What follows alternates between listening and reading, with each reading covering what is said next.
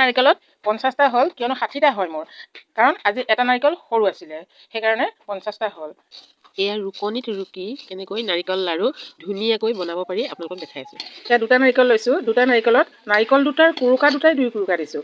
মন কৰিব, কিয়নো এটা নাৰিকলত এপোৱা চেনি লাগে। যদিহে নাৰিকলটো সৰু হয় তেতিয়া সেই এপোৱা চেনি কিন্তু সৰহ হ'ব, তেতিয়া মিঠাটো বেছি হ'লে খাবলৈ বেয়া হ'ব, কিয়নো আজিকালি মিঠা কম খায়। চ' নাৰিকল দুটাৰ কুৰুকা দুটাৰে যদি 2 কুৰুকা দিওঁ তেতিয়া একেবাৰে জোখত হয়। এতিয়া 2টা নাৰিকল মই ভাজি আছোঁ। চাব লাডুখিনি কেনেকুৱা হয়। মই আপোনালোকক দেখুৱালোৱে যে এয়া নাৰিকল কেতিয়াও মিক্সিত ৰুকা নহয়, ৰুকনিত ৰুকি থকা আপোনালোকক দেখাই আছোঁ। প্ৰথমতে জুইটো পুৰাই দিব পাৰে, মই পুৰাই দি দিওঁ। আৰু ইয়াৰ পিছত লাহে লাহে যেতিয়া হ'ব, এয়া হৈছে, তেতিয়া অলপ কমাই দিম গেছটো, লাষ্টত চিমত দি পেলাই ভাজি থাকিম। তেতিয়া লাডুকেইটা অতি সুন্দৰ বগা হয়।